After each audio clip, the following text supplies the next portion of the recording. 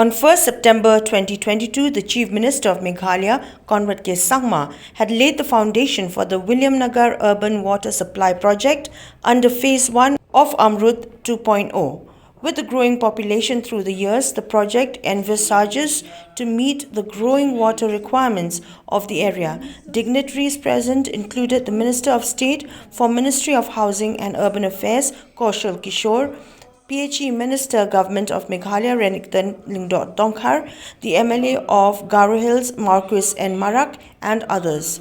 The project will cover 7,229 households in Phase I and has been sanctioned at an amount of Rs 121 crores.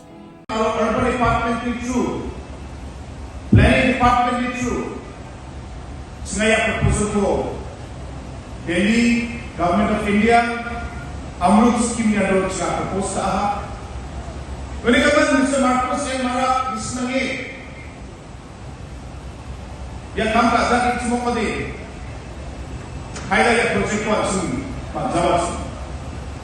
Williamnagar ada super air bukan macam Mr. Marcuise N Marak ko bawa tenas ka, arwah si PHE Minister ayat si sabkat siang, rakbe.